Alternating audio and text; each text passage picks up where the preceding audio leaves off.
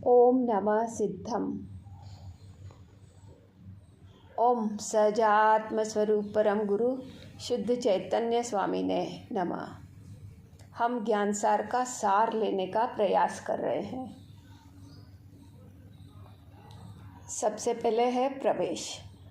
आत्मा परमात्मा पद की सर्वोच्च स्थिति को प्राप्त करे, इसी एकमात्र लक्ष्य से उपाध्याय श्री यशो विजय जी महाराज साहब ने अध्यात्म प्राण ज्ञानसार ग्रंथ की रचना की है। हमने अपनी जीवन पद्धति द्वारा संसार का भव भ्रमण ही बढ़ाया है। हमने अपनी ही अविचारी प्रवृत्तियों द्वारा चोर और लुटेरों को निमंत्रित किया है। आत्मगुणों का विनाश और सांसारिक प्रवृत्तियों का विस्तार ही हमारे पुरुषार्थ का केंद्र बना है। जिन आत्मगुणों के हम स्वामी हैं, उनका विकास करके हम अपनी संसार यात्रा को विराम दे सकते हैं। उस ज्ञान दर्शन और चारित्र को तो जैसे हमने निष्कासित कर दिया है, और इसी कारण आज हम न चाहते हुए भी जन्म और मृत्यु के पाटों के बीच भयंकर रूप से फंसे हुए हैं। हमारी इस भयानक संसार यात्रा के लिए हम स्वयं उत्तरदायी हैं, और इसी को उत्तराध्ययन सूत्र में एक गाथा द्वारा अभिव्यक्त किया गया है। अप्पा नैवे यरणी, अप्पा में कूड़ सामली, अप्पा काम दुआ धेनु, अप्पा में नंदनम वनम। हे आत्मन, तू स्वयं ही नरक की वैतरणी नदी है, और तू स्वयं ही अद्भुत चमत्कारी कामधेनु गाय है। तू ही शालमली वृक्ष है, और तू ही स्वर्ण का नंदन वन है। सब कुछ तू ही है। क्या बता रहे हैं यहाँ पे? तू स्वयं ही नरक की वैतरणी नदी भी तू ही है, और कामधेनु गाय भी तू ही है। भयंकर और जहरीले कषायों को सम्मान के साथ आमंत्रित करके हमने स्वयं को नरकगामी बनाया है। हमारी यह अनादिकाल से चली आ रही संसार यात्रा समाप्त हो, इसी बात को लक्ष्य में रखते हुए यह ग्रंथ निर्मित हुआ है। इस ग्रंथ के माध्यम से किस स्थिति में हम आत्मशुद्धि की ओर गतिशील बन सकते हैं, उन माध्यमों का दिग्दर्शन करवाया गया है। ज्ञान सार का जैसे जैसे पठन पाठन करते जाते हैं, संसार के पदार्थों में आसक्त चेतना कुछ समय के लिए तो अध्यात्म के गहरे सागर में डूबने लगती है। पूज्य श्री उपाध्याय जी महाराज साहब गंभीर और तार्किक विद्वान होते हुए भी आत्मसमर्पित संत थे, और इसी कारण उनके छोटे छोटे श्लोकों में भी आत्मा को गहरी और मार्मिक चोट करने वाली साधना पूर्ण चर्चा है। ज्ञानसार में 32 अष्टक है, 8 गाथा प्रत्येक में होने के कारण इन्हें अष्टक के रूप से संबोधित किया गया है। इन प्रत्येक अष्टकों में भिन्न भिन्न विषय है। प्रथम अष्टक में वास्तविक और काल्पनिक पूर्णता का विवेचन है। उपाध्याय जी स्पष्ट रूप से घोषणा करते हैं कि भौतिक पदार्थों से प्राप्त पूर्णता काल्पनिक पूर्णता है, क्योंकि वह आरोपित है। यह आरोपित पूर्णता कभी भी विनष्ट हो सकती है, जबकि आत्मज्ञान की प्राप्ति एवं आत्मगुणों का विस्तार ही वास्तविक पूर्णता है। इसकी पुष्टि में उन्होंने विभिन्न तर्क भी प्रस्तुत किए हैं। द्वितीय मग्नताष्टक है।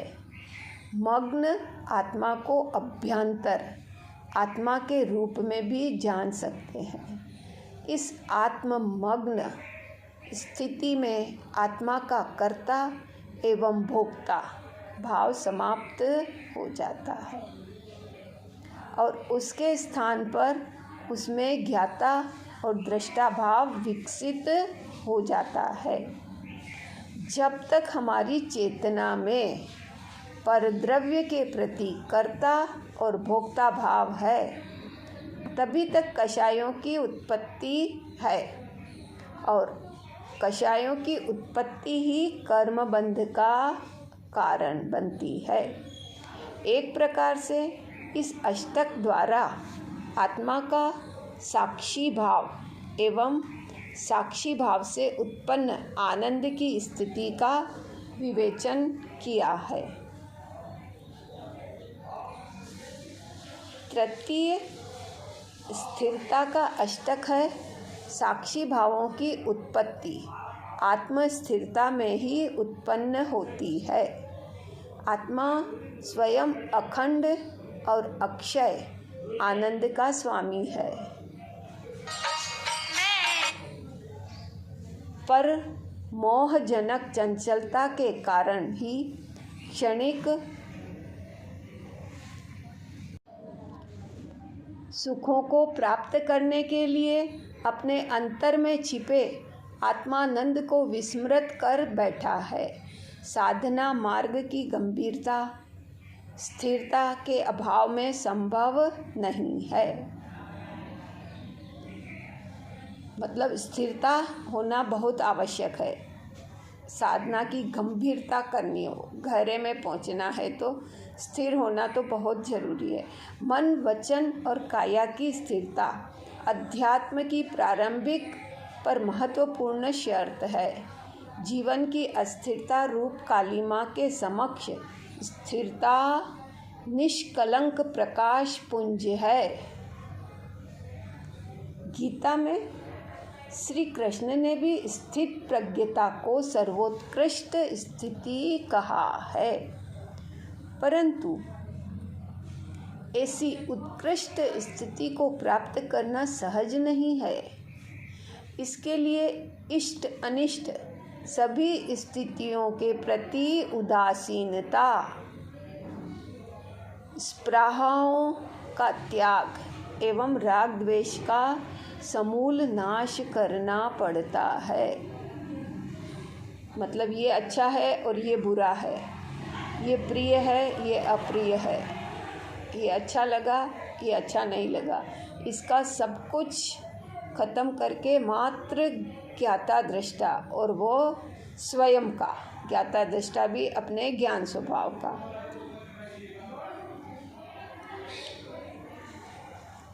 चतुर्थ मोहाष्टक है। मोह भाव के कारण ही संसार का परिभ्रमण है और उसका त्याग मोक्ष है। जिसका जैसा स्वभाव है उसको उसी रूप में न समझना मोह अथवा मिथ्या बुद्धि का परिणाम है, और जिसका जैसा स्वभाव है उसको उसी स्वरूप में समझना मोक्ष मार्ग की उत्कृष्ट सीढ़ी है। ये ना, यही हुआ ना, वस्तु सहावो धम्मो। वस्तु का जैसा स्वभाव है उसे जैसा जानना और मानना, यही मोक्ष मार्ग की सीढ़ी है। अष्टकर्मों में सबसे खतरनाक मोह ही है। अगर मोहनी कर्म पर विजय प्राप्त हो जाए तो ऐसा मानना चाहिए कि सेनापति पर नियंत्रण स्थापित हो चुका है। तो सेनापति पर नियंत्रण हो गया तो बस बाकी तो सारी जो सैनिक होते वो सब भाग जाते हैं।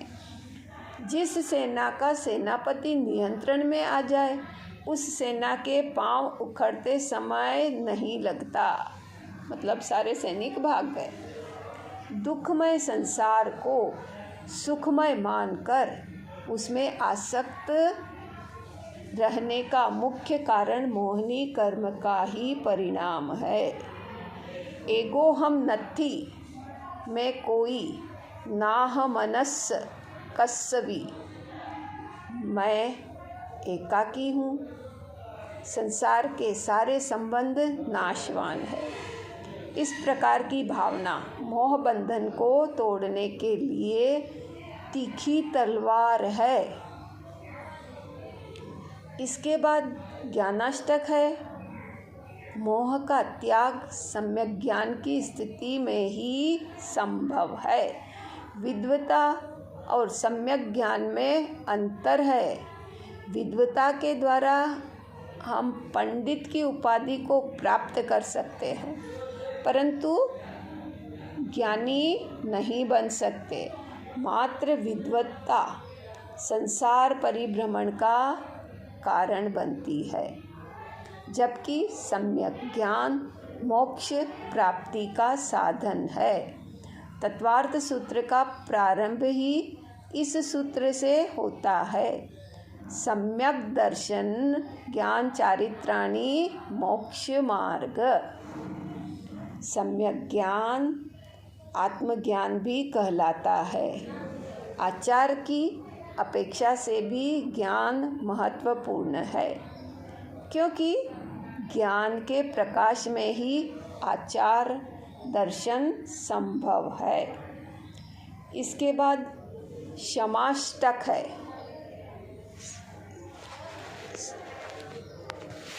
समता नदी वह मीठी और पवित्र धारा है जिसमें हृदय के राग द्वेष की सारी मलिनता बह जाती है।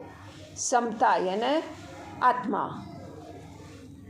मैं ही तो हूँ, तो अपने में स्थिर होंगे तो ये सारी मलिनता, राग द्वेष की मलिनता अपने आप ही बह जाएगी।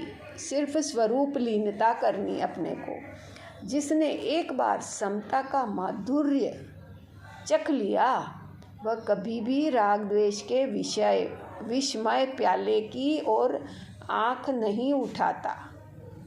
सृष्टि के प्राणी मात्र के प्रति अपनत्व भावों का विस्तार समता का मीठा फल है।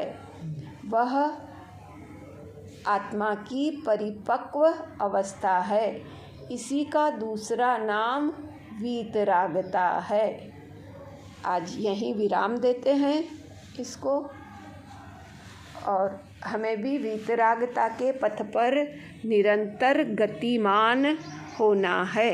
इन्हीं भावनाओं के साथ ओम नमः सिद्धम, ओम नमः सिद्धम।